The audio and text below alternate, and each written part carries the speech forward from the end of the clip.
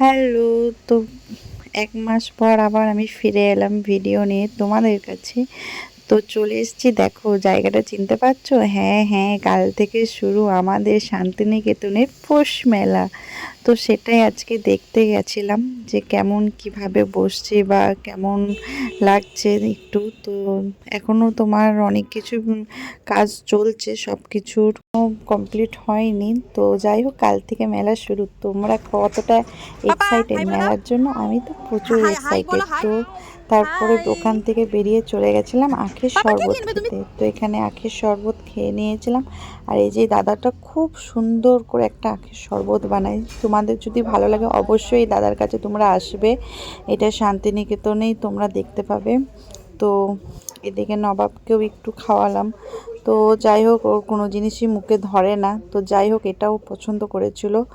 তো চলো, ভিডিওটা টাটা, আসছি আবার পৌষ মেলা ভিডিও।